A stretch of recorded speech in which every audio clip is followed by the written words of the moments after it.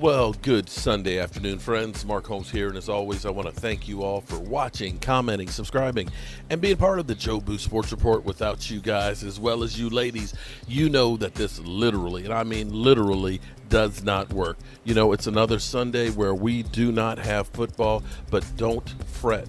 We are getting closer and closer to the start of the 2021 season. I'm excited as can be. I can't wait. I'm enjoying all of the trash talk coming from the Washington football fans. You know, I thought that they didn't have any heart, but they're actually beginning to finally come out from under the rocks that they've been hiding for years and feel good about themselves. But, you know, I love my music.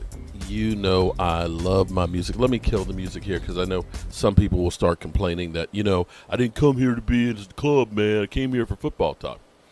Well, the Washington fans, they're feeling good because they ended up winning the division. And I'm still kind of out there with, yes, congratulations, you won the division. You know, you play who is on your schedule, and when the dust clears, if you've got more victories, you are the winner. And congratulations to you, Washington football team, because you did exactly that. You won the division. But in my mind, I'm sorry that if you were in any other division in the NFL last year, you might not even made second place. Let's be clear. If this had been a regular season, and I'm still trying to understand the love for the New York Giants, okay? The Giants, who I know they say could have been in the playoffs had the Eagles not pulled Hurts. Yeah, had they not pulled Hurts, they might have lost that game and the Giants would have won the division. But be that as it may, I'm still trying to understand the love for the Giants with Danny Dollar Store, who literally in 13 games had a total of 11 touchdown passes and has yet to show us that he is really a franchise quarterback. In fact, I dare say that the Giants still have questions on whether or not he is the guy, and I look for them to be getting another quarterback next year. But that's me. And truth in advertising, I am a Dallas Cowboys homer. I am a Dallas Cowboy fan. I'm always going to look for the bright side for the Dallas Cowboys. But I really want to try and dive in beyond just my heart and actually just question this love affair for the Washington football team. Everybody keeps talking about, you know, that Washington football team. They have a chance to be a, great defense and things. But again, if it had been a normal year where the Cowboys and the Eagles are, 10, 11 win teams and winning the division, we would not be talking about the Giants or Washington at 7-9 or 6-10. We just wouldn't have. The only reason why we're talking about them is because the Cowboys were that bad. And as far as this defense being that great, I still just don't see it. And maybe you guys can educate me on where it is that it was that outstanding. Did they have any shutouts last year? No. Did they, keep anybody from scoring 30 points? No. I believe there was 630 burgers that were put on that defense last year. Did they play great against playoff teams on that defense? No. Now, they feasted on my Cowboys, who had backup quarterbacks and no offensive line. The Cowboys, if you actually take the Cowboys out of the equation, and I'm not saying the Cowboys were good by any stretch of the imagination. The Dallas Cowboys were one of the worst teams in football. How the hell we won, the 6 games that we did, I'm still mystified. Because we sucked. We just played in a badass division that sucked as well, and that's the only way we got victories. If your measuring stick is we kicked the Cowboys' ass without Dak Prescott, Dak Prescott, Tyron Smith, Lyle Collins, the worst defense in the history of the Cowboys, then you really don't have that much to pound your chest on. Congratulations. You beat a shitty team. Okay? Slow cap. But I go back to this whole thing that it seems like if Washington had been like the Seattle Seahawks and they won their division, I could understand the love because, they won more than 10 games. They were in a tougher division where other guys were challenging and close to making the playoffs and so on, or in the playoffs. Because you looked at that and said, well, the only 49ers were the bad team in that one because they lost their quarterback. But The Cardinals were much improved. The Rams, playoff team. You could say, oh, they won that division. Yeah, they're a really good team. But nobody was going anywhere from the NFC East. I want to play a clip from Rich Eisen, and he's with Louis Riddick. Riddick is definitely one of those Washington football team fans. Ron Rivera said today that Ryan Fitzpatrick, who knows, he could be the starter here for a bit. He used the words for a while. He could be the guy here for a while. Do you think we have an opportunity with the way that team is molded on defense and the weapons that they do have, that he could actually have a late career renaissance we're seeing elsewhere in sports? He mentioned obviously Brady, and Rivera mentioned Brady and Phil, and obviously Rich Gannon could be another one, right? Sure. From back in the day with Gruden. I think it's with Ryan. It's never about can he give you certain snapshots of greatness, and he's done that. It's the consistency, and look, consistency of performance, as you know, is the difference between being a starter and a backup. The difference between being a starter and a superstar, a Hall of Famer. It's can you maintain that level of performance over and over and over, year after year after year. Ryan can do it for 5-6 games, which really is the quintessential definition of a backup if you were to read an NFL scouting manual. A guy who can fill in for 4 or 5 games, holds down the fort until the regular starter comes back. And he'll probably win you 3 or 4 games, 3 of those 4 games, keep you above 500 in the time that he needs to play. So for Ron to say, hey, look, he could be our starter for a while, well, he hasn't proven he can do that at any of the stops he's been at in his career. That being said, East, easily to me. And people go, you're crazy. It's got to be Dak. Look, it's Dak, and it's Zeke, and it's the weapons, blah, blah, blah. I'm like, look, 1 through 52, I don't have any issues with the Redskins roster. The issue, if you want to call it an issue, is can Ryan sustain performance well enough to where they're a 10-win, 11-win football team? Because if they can get that out of him, where he doesn't cost them games, at the very least he doesn't cost them games, Washington is a problem. Because they are built to win early, middle, late season, and be able to win in the postseason because of how they're strong up front, they're strong down the middle. They've added weaponry on the outside that now can beat you with big plays and or a ball control type of offense. And their front four up on defense will come and hunt your quarterback down if they have a lead. And they're building up the secondary to where it looks much better as well now, especially with the addition of William Jackson in free agency. Hey, you watched all? Okay. Louis Riddick, you had me there until he said Ryan Fitzpatrick like Tom Brady. You had me there for a minute because here's what's interesting with Ryan Fitzpatrick, and you even said it right there in there, that Ryan Fitzpatrick is like a career backup. 4 or 5 games, he'll do good for you. Well, I guess in some regards for the Cowboys, we don't play them until late in the season, which is usually when Ryan Fitzpatrick has already done his disappearing act.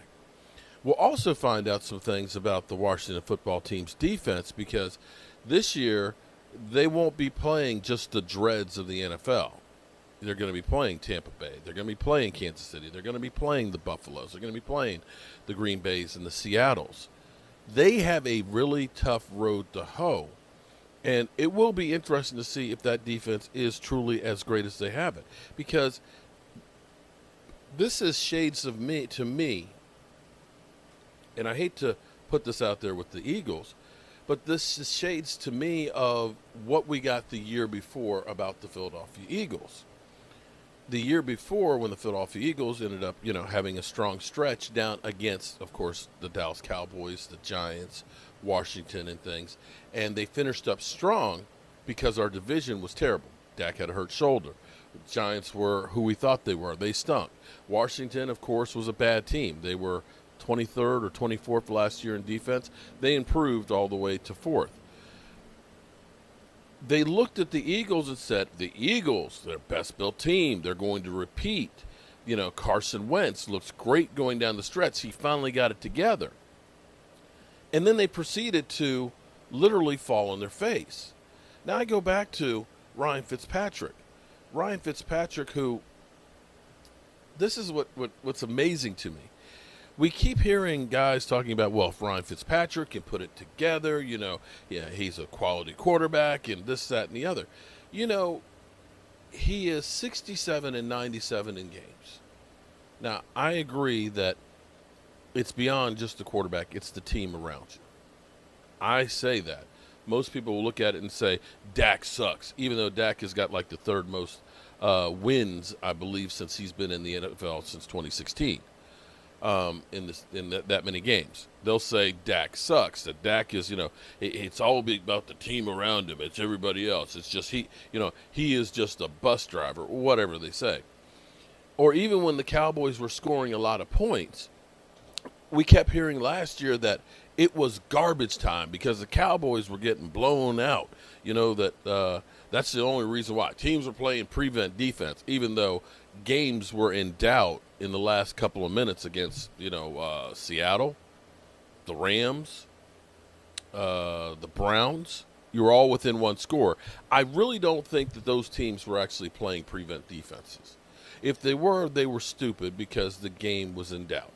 But regardless of that, if your premise is a team that gets beat a lot, and the Cowboys were getting beat last year and were behind and were scoring a lot of points, it was because it was garbage time. Dak is only a garbage time quarterback.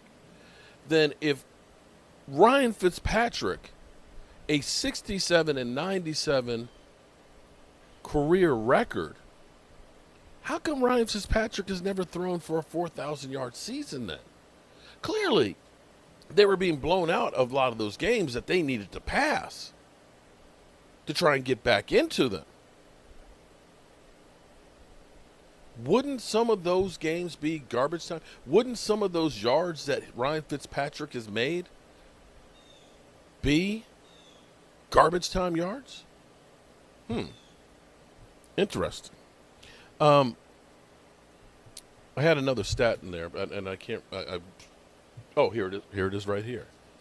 Here's the thing that's also kind of interesting is I went through every year from 2005 to 2020 of Ryan Fitzpatrick from week 10 to the end of the year. I think Cowboys, we play week 12 and week 16. Or is it 15? We're both of our games are late in the season. Ryan Fitzpatrick gets most of his victories before week 10.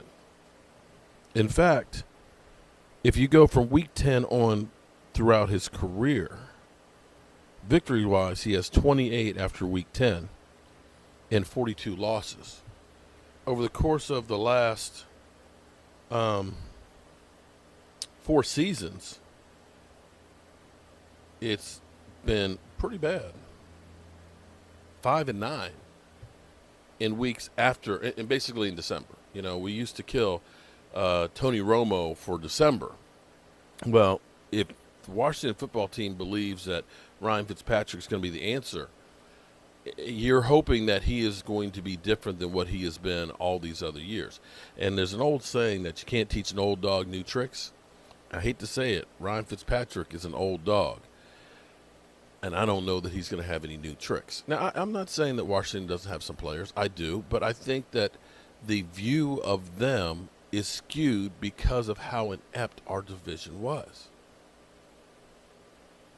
When your victories are 2 against the Dallas Cowboys, 2 against the Philadelphia Eagles, 1 against Josh Rosen for the 49ers, 1 against Pittsburgh, and 1 against the Cincinnati Bengals, and you lost twice to the New York Giants, I don't see. I don't see it. Please, somebody explain it to me, because I just don't see where we look at this and say, "Oh yeah, that defense was a juggernaut." You're playing Josh Rosen with the 49ers. You were playing Ben DiNucci. Ben DiNucci, Andy Dalton. These were the dreads of the NFL that we stacked up. Can we say defensive garbage time? Maybe that's the term we should use. That the Washington football team stacked up stats in defensive garbage time. In fact, I think I'm going to put that in the title. Because I don't believe that Washington is as great or will be as great as everybody thinks. And the last thing I'm going to put in here, because, it's getting kind of late. I'm kind of hungry. I want to go get me something to eat and everything. And I'm sure that you're out enjoying the day, having yourself a nice drink and stuff, and don't really want to worry about football. But remember, the NFC East is a strange beast that nobody has repeated since the 2003 and 2004 season. And on average, the division winner drops by 3.5 games the following season. And that goes with 3 teams that won the Super Bowl. That, my friends, is what the Washington football team is fighting. Ryan Fitzpatrick being Fitzmagic that disappears, and the no repeat in the NFC East. But hey, I'm a Dallas Cowboy homer. I'm Joe the fan. What do I know? Hopefully I got the sound a little bit better. Some people said that the sound has been a little too low. I'm working on that, trying to figure out what's what and who's who. And leave a comment below and let me know if it's better. All right. Mark Holmes here, and as always, I want to thank you all for watching, commenting, subscribing, and being part of the Joe Boo Sports Report.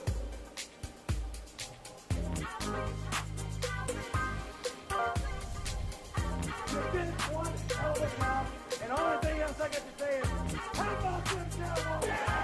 Hope you have a great Sunday evening, and I'll see you later.